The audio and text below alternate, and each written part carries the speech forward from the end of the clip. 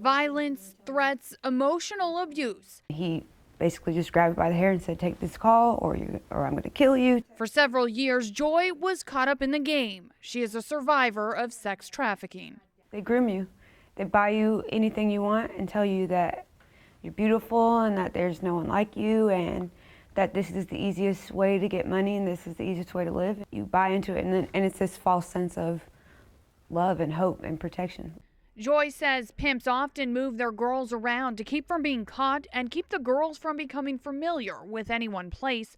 She was in her 20s when she was trafficked from Atlanta to North Carolina. They took me under their wing and they became like my family. And it was like a lie. You buy into a lie at first. Joy says she saw and lived unthinkable things. A pimp threatened to kill her. Another got her hooked on drugs. He knew that I could get the most money as long as he kept feeding me these drugs, and that I would give him every dollar that I made. Joy was rescued in 2013 when she took a call. The man who opened the door was actually an undercover officer. Her pimp was arrested and she was put in touch with outreach programs to get back on her feet. How would you feel if this was your daughter? It pulls on your heartstring. It pulls on your emotion. You know, I've been to the point where I had to walk away and shed a tear.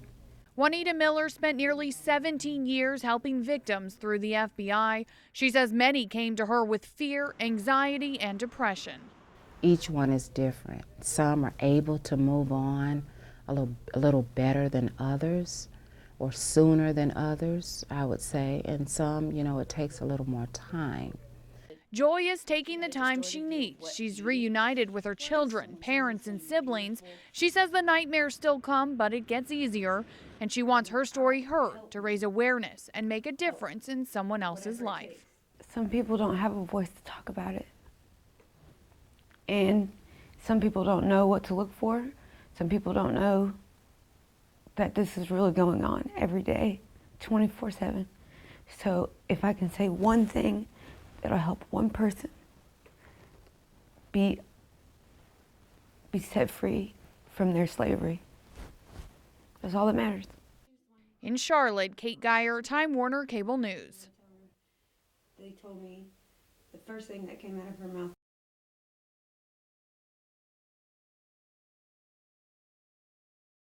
It goes on, you know, it goes on everywhere in this country. It goes on everywhere in the world, unfortunately. We would like to believe that it doesn't go on in the United States, but it does. And Homeland Security investigator Joe Gallion says it happens every day in North Carolina. Women, children, and sometimes men forced into the sex trade, repeatedly sexually and physically abused for cash, money they never see because it goes to their pimp.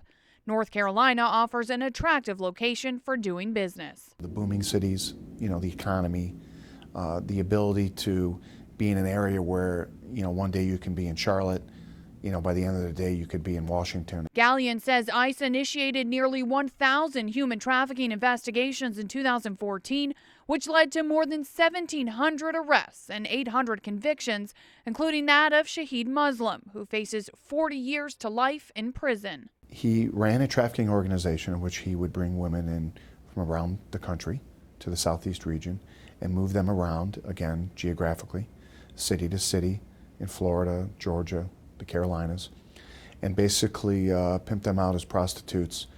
And Muslim will be sentenced here at the federal courthouse. Agents were able to rescue 6 women from his operation. 6 more are unidentified. Now, in all of 2014, ICE rescued and identified more than 400 victims of human trafficking. Retired FBI victim specialist Juanita Miller says to continue that success, agencies need to do a better job at reaching out to those victims. They became so attached to their perpetrators, you know, until, you know, it may come up that they may not want to testify.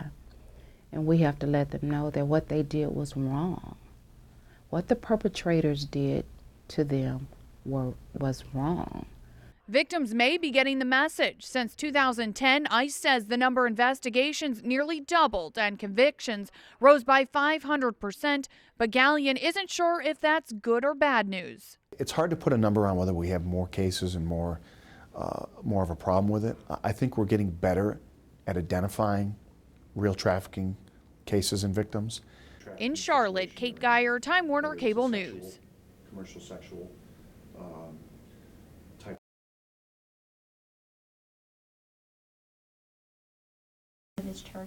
We want to remember the girls that we are focusing in on today. This group of women from Forest Hills Church in Charlotte gathered to pray for victims of human trafficking. They need us. They need a voice. They need somebody who cares. On the 11th of every month, Jessica Pearson volunteers on the prayer hotline. She's there in case a victim wants to reach out. The point and the goal of what we're trying to do would be to have them want us to say a prayer for them, to hear women coming together to say a prayer on their behalf, I think can really be touching. Beginning in January, volunteers decided to take their outreach one step further, calling escort ads to speak directly with those advertising sex. Providing a message of hope to them and just helping them understand that they're loved and God loves them and that we want to be there to help them. Sexton says the call is a lifeline. In January, they reached nearly 200 women in just one day.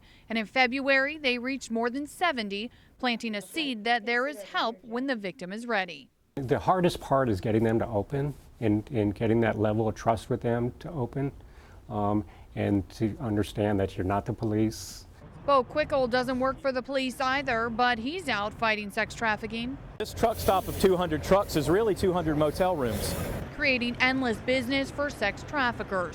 Quickle with Vigilante Truth is another fighting the sex slave industry, but instead of rescuing victims, he focuses on those buying sex.